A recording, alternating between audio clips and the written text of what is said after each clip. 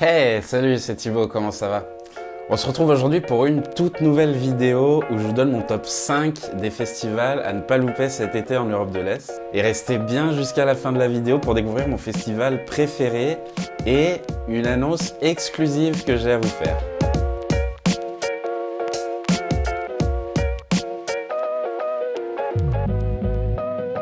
Alors on le sait, l'été arrive bientôt, c'est le temps de penser à ses prochaines vacances. Et si vous êtes comme moi, un passionné de musique et que vous aimez les festivals, alors cette vidéo, elle est faite pour vous.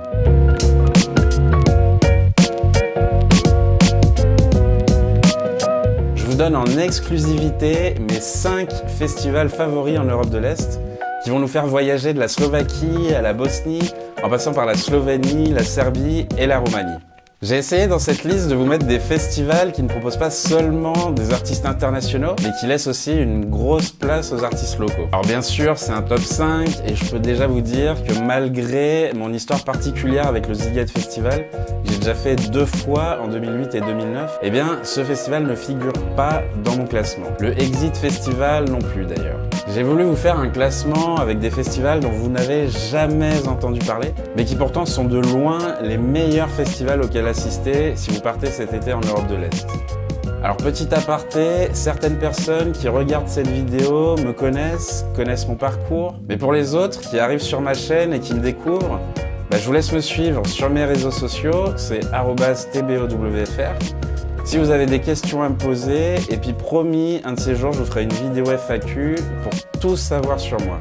Retour maintenant à cette nouvelle vidéo sur mon top 5 des festivals à ne pas louper à l'Est. Alors pour chaque festival, je vais aussi vous donner quelques conseils sur comment y aller et puis des petites visites à faire aux alentours qui peuvent être sympas. Enfin, dernière petite chose avant de commencer ce classement, je vais essayer au maximum dans mes vidéos et puis dans mes articles sur ID de mettre en avant l'écotourisme pour un tourisme plus durable, plus responsable et plus respectueux des populations locales. Allez, c'est parti, allez!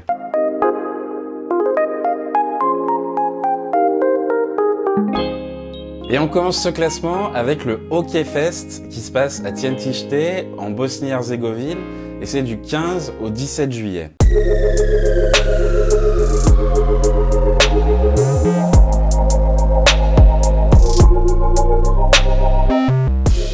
Alors j'ai personnellement jamais assisté encore à ce festival, mais on m'en a parlé il y a quelques années. C'était en 2018, j'avais alors lancé une campagne de crowdfunding qui s'appelait Bridges to the Balkans pour financer un voyage à travers les Balkans et rencontrer les acteurs culturels locaux. J'étais à ce moment-là dans un bus entre Podgorica et Sarajevo, dans les montagnes, un peu malade, et j'avais discuté avec des jeunes monténégrins qui se rendaient au Hockeyfest. L'un d'eux m'avait même offert un sandwich alors qu'on était arrêté dans une ville entre le Monténégro et la Bosnie.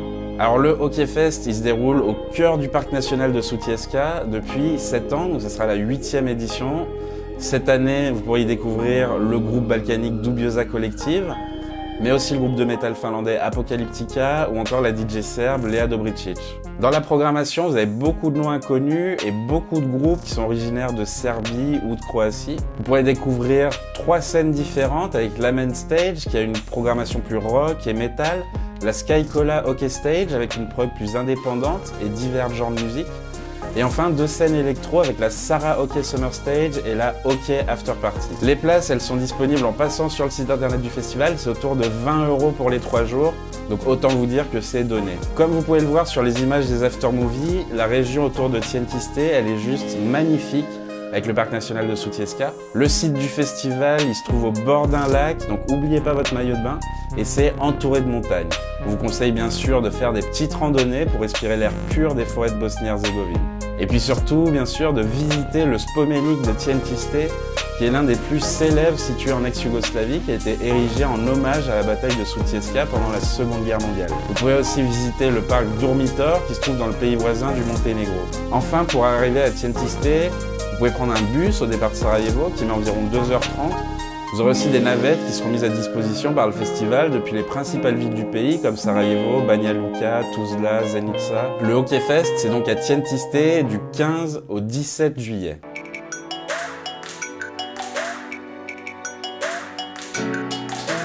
Le numéro 4 de notre classement, c'est le Ment Festival à Ljubljana.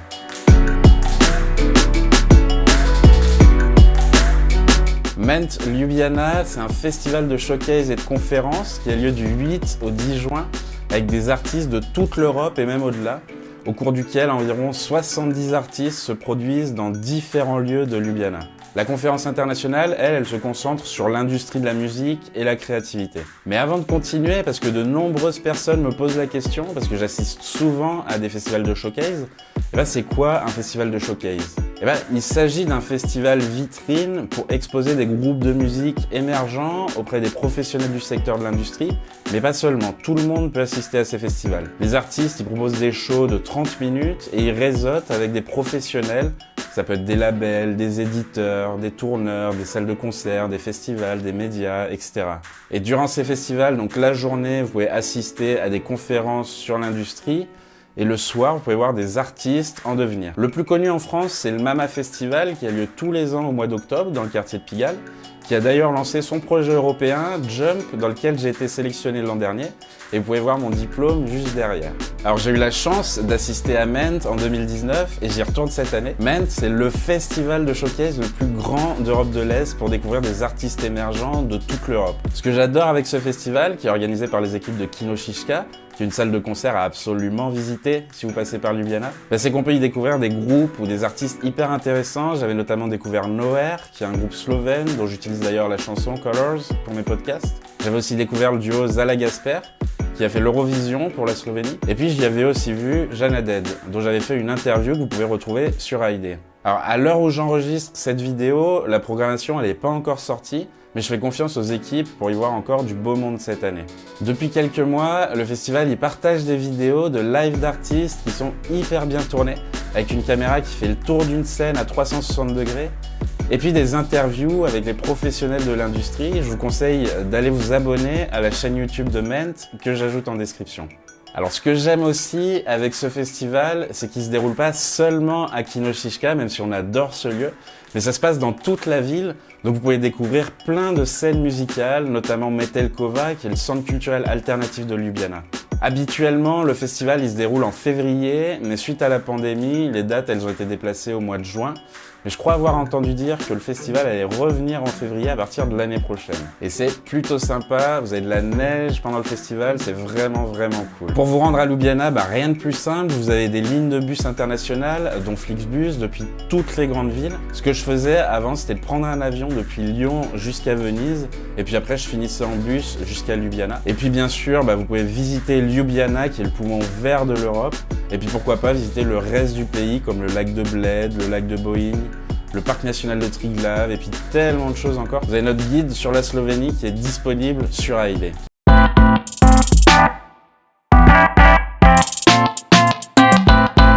En numéro 3, c'est le Electric Castle.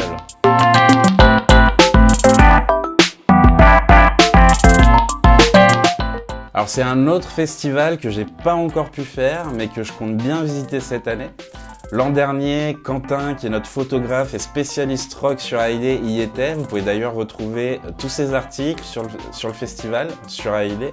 Electric Castle, donc il se déroule cette année du 13 au 17 juillet à Bontinda, dans le domaine du château de Banfi, en Transylvanie. C'est à quelques kilomètres de Cluj-Napoca. En 2021, donc le festival, il avait fait une édition un peu particulière, quasiment exclusivement dans le centre de Cluj-Napoca. Cette année, donc retour sur les terres de Banfi, avec des têtes d'affiche comme 21 Pilots, Gorillaz ou Deftones. Le reste de la programmation, il n'a pas encore été annoncé, mais là aussi, je fais largement confiance aux équipes pour nous réserver une belle édition du festival, avec donc un retour sur ses terres d'origine. Si la région de Transylvanie est connue dans le monde entier par un légendaire personnage assoiffé de sang, elle l'est tout autant pour la renommée de son festival Electric Castle. Depuis sa création en 2013, Electric Castle, il a cessé de se développer et de gagner en intensité, devenant peu à peu l'un des plus grands festivals du pays et l'un des plus cotés en Europe. Il a d'ailleurs remporté en 2019 le prix du meilleur festival de taille moyenne aux European Festival Awards. Alors pendant 5 jours, vous avez des dizaines d'artistes de stature internationale, mais aussi locale, qui viennent se frotter à la gigantesque scène principale du festival et aux plus de 230 000 festivaliers, ce qui avait été un record en 2019. Bien sûr, on vous conseille de visiter la région de la Transylvanie avec la magnifique ville de Cluj-Napoca et tous ses alentours. Pour vous rendre rendre à Cluj, vous pouvez prendre l'avion ou prendre votre temps et visiter des pays comme l'Autriche ou la Hongrie avant d'arriver à destination. Flixbus propose notamment des départs depuis Budapest ou Vienne pour Cluj. Il existe aussi des lignes de train qui relient les grandes villes européennes à Cluj, si vous prenez un pass Interrail par exemple. Enfin, pour accéder au festival, le festival il met en place des navettes depuis le centre-ville de Cluj jusqu'au domaine de Banfi.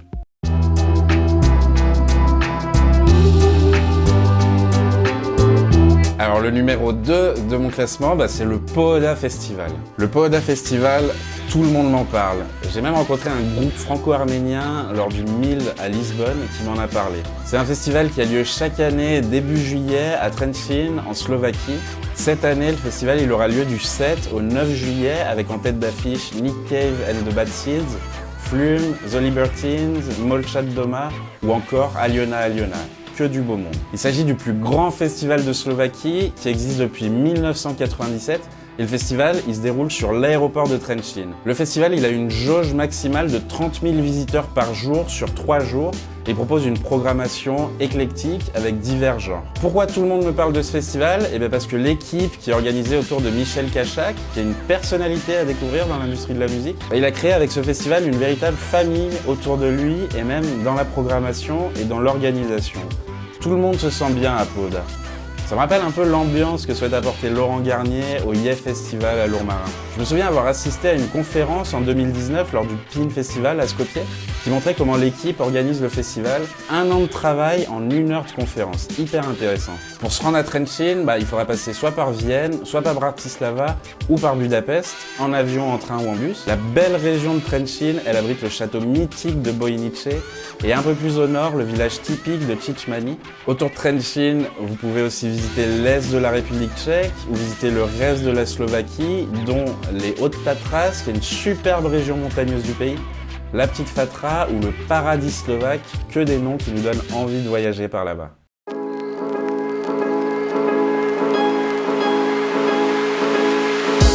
Et pour finir ce classement, le numéro 1, le Lovefest.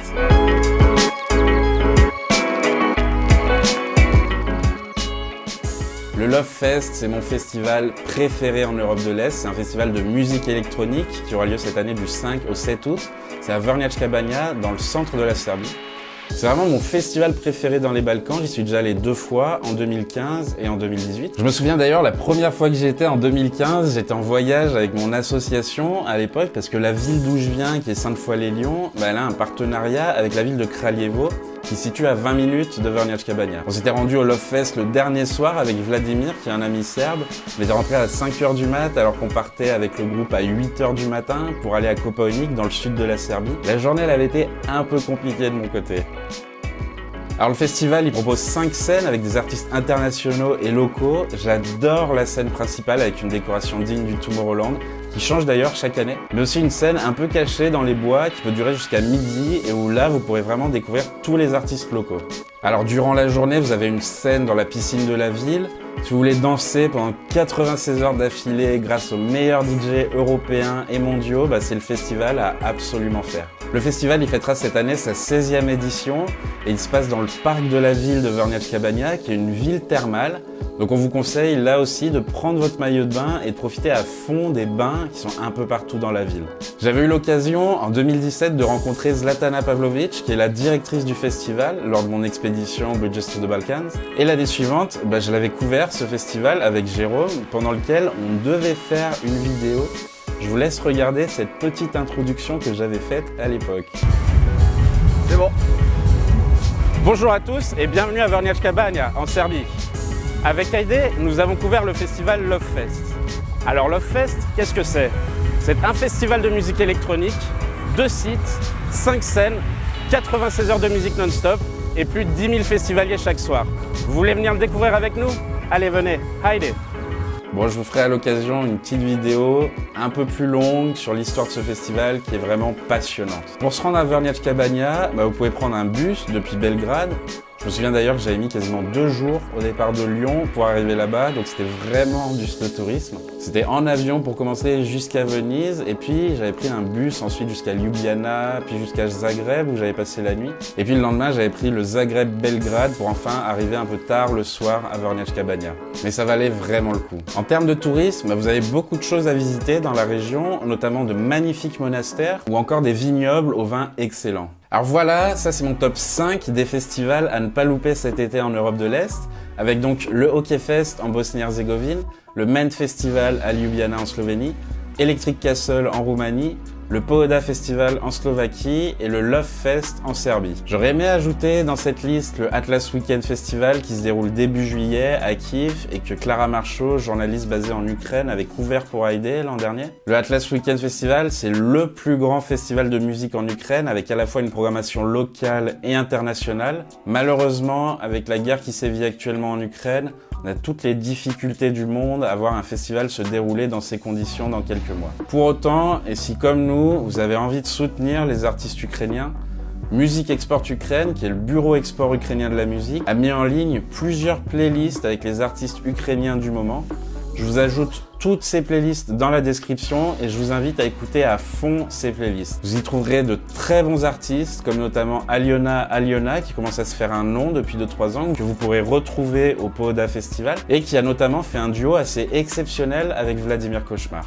Pour terminer, je vous avais parlé d'une annonce en début de vidéo, et ben c'est parti. Grande nouvelle, j'ai décidé de quitter Lyon et la France et de partir m'installer quelques mois, peut-être plus, en Europe de l'Est. Début juin, je pars avec mon sac sur le dos pour voyager à travers les principales villes d'Europe de l'Est. L'objectif, c'est de vous proposer plus de contenu sur YouTube, plus de podcasts et de nouveaux articles pour savoir où voyager. J'ai quelques festivals programmés au printemps et cet été auxquels je vais assister avec Simon, qui est le caméraman et monteur avec qui je travaille, afin de vous faire des vidéos de ces 5 festivals et d'autres festivals de la région, d'interviewer des artistes, des festivaliers, des organisateurs de festivals et de vous montrer l'envers du décor de ces festivals. Si vous voulez m'aider, j'ai lancé une cagnotte sur Utip à laquelle vous pouvez contribuer. J'espère que vous serez nombreuses et nombreux à me soutenir. Je vous laisse le lien de cette cagnotte dans la barre de description. Partagez à fond autour de vous, dans vos réseaux et n'oubliez pas de partager aussi cette vidéo.